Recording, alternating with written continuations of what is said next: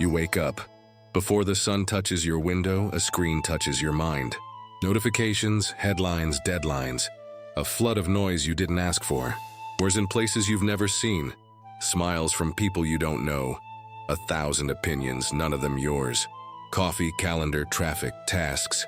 A life measured in appointments, but not in presence. And beneath it all, something hums. A quiet ache.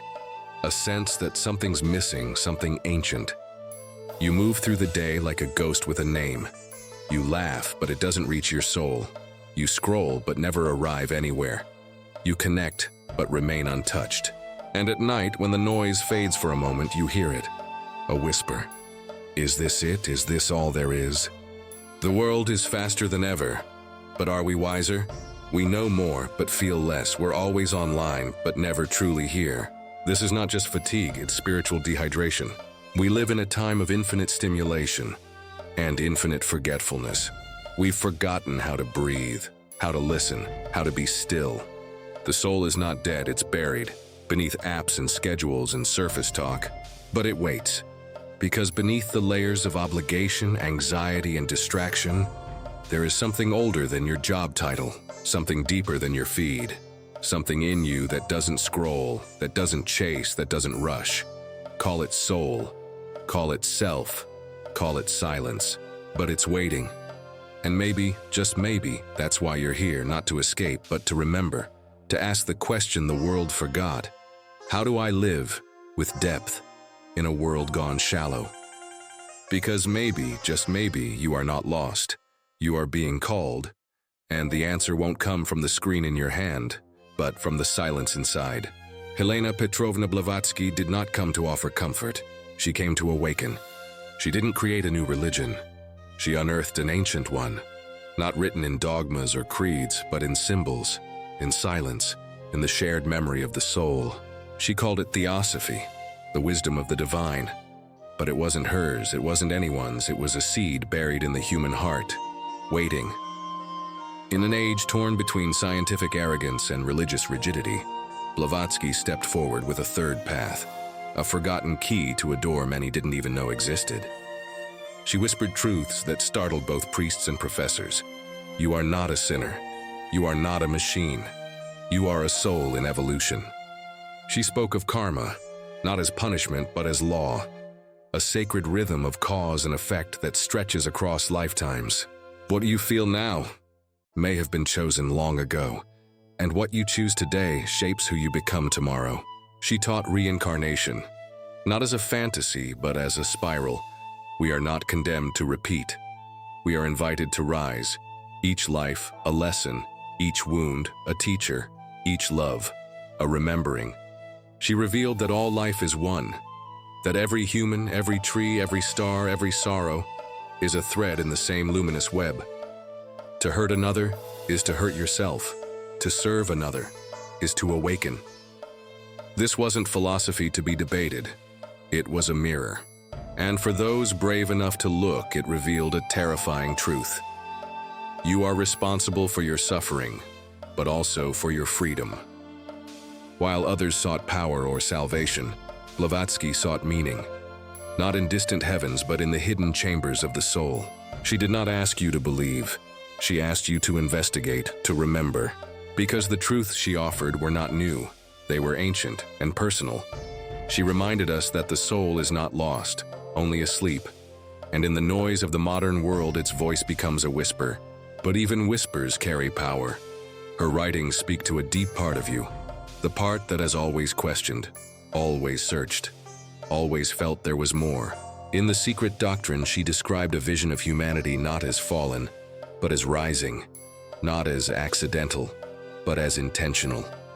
A journey from ignorance to light, from ego to essence, from matter to spirit. She didn't promise comfort. She promised clarity, and that can be far more dangerous. Because once you see yourself as a soul on a journey, you can no longer blame fate. You can no longer remain asleep. Theosophy teaches that your life is not random. It is a curriculum. Each challenge is not a punishment, but an invitation to grow. Even pain, especially pain, has a purpose. The soul chooses its lessons, Blavatsky wrote, not to suffer, but to evolve. These teachings are not abstract ideals. They are maps. In a world addicted to distraction, they call us back to presence. In a culture obsessed with image, they reveal essence. In a time of division, they remind us of unity. Theosophy does not demand belief. It demands sincerity. Because this path, the inner path, is not walked with the feet. It is walked with attention, with awareness, with love. You don't need to be a mystic to live Theosophy. You don't need to move to the Himalayas. You don't need to renounce the world. You need to begin where you are. When you forgive someone, truly, you are living Theosophy. When you pause before reacting, when you listen with your heart, when you choose compassion over pride, you are awakening. Every moment becomes a threshold. Every interaction, a reflection. Every obstacle, a sacred mirror. This is not escapism. It's a return. A return to something you may have forgotten, but that has never forgotten you. So if you feel out of place in this world, if you've ever wondered why nothing on the surface seems enough, if you've sensed that your suffering carries meaning, then maybe you're not broken, maybe you're remembering.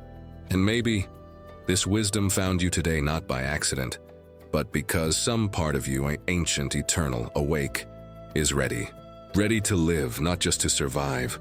Ready to evolve, not just to endure. Ready to return to yourself. Some say Theosophy is too abstract, too mystical, too distant from the world we live in. But what if it's the opposite? What if it's not an escape, but a return? A return to a life of meaning, right here, right now.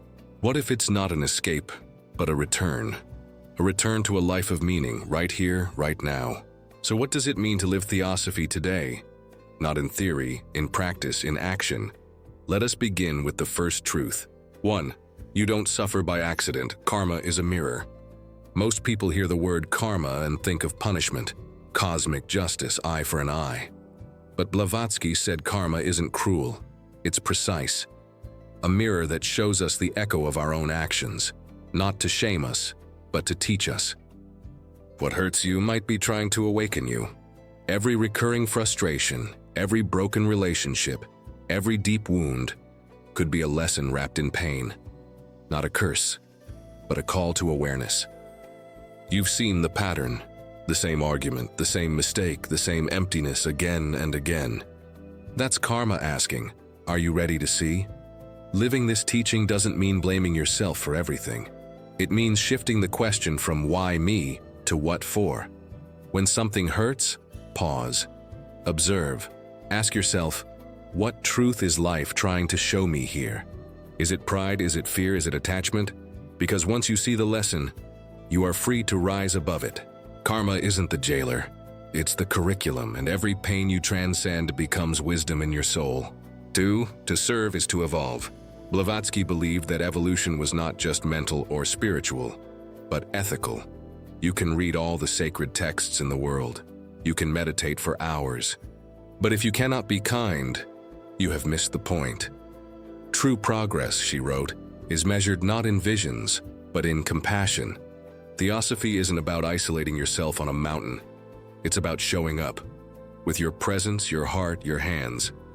It's about service, not grand, heroic gestures, but the small, invisible acts, helping someone in silence, listening without judgment, offering comfort without expecting applause. To serve is to recognize the divine in another. When you help someone rise, you rise with them. When you forgive someone, you loosen the knots in your own soul. In today's world, cold, competitive, individualistic, this teaching is revolutionary. Imagine this. Instead of reacting with irritation, you respond with stillness. Instead of dismissing the stranger, you smile and mean it. Instead of hoarding time and energy, you offer presence to someone in need. These acts, small as they seem, has become steps on an invisible ladder, a ladder not to heaven but to wholeness. Living Theosophy means seeing humanity not as broken pieces, but as parts of one being. To hurt one is to hurt the whole. To uplift one is to evolve the soul of the world. You don't have to save the world, just make it lighter, one soul at a time. 3. To meditate is to remember who you are. In a world of noise, silence is rebellion. In a time of speed, stillness is strength. Blavatsky knew that the modern mind is restless, like a compass spinning in chaos. And yet, she taught that beyond thought, beyond emotion, there is a center, a still point. And from that center, truth whispers. The mind is not your enemy, she said. It is your instrument, and silence is the key. Meditation, in her view, was not about escaping life. It was about entering it fully, from the inside out. Not numbing, not running, but listening. You don't need incense or mantras, you don't need a guru. You need a moment to sit, to breathe, to observe the river of your own mind without drowning in it. Even 5 minutes a day can change the way your soul breathes. It's in that space, between one breath and the next, that remembrance begins. Because you are not your thoughts, you are not your roles, you are not your wounds. You are the witness, the light behind the eyes, the silence beneath the storm. Meditation is not about perfection, it's about presence. And with presence, everything becomes a teacher. The wind, a stranger's eyes, your own heartbeat. Living this teaching means returning again and again to the space within you that is untouched by chaos, to the observer, to the soul. These are not mystical concepts for other lives. They are practices for this one.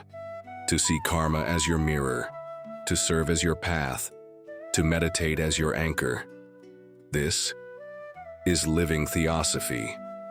Not in temples, not in theories, but in how you walk through your day, how you see others, how you speak to yourself. You don't need to be perfect, you need to be sincere. Because every act of awareness, however small, sends ripples into eternity. And maybe, just maybe, this is what the soul came here to do, to learn, to serve, to remember. We live in a time of too much. Too many choices, too many voices, too much noise, but somehow, not enough meaning. You scroll endlessly. You answer messages faster than you answer your own thoughts. You're connected to everyone, and still feel deeply alone.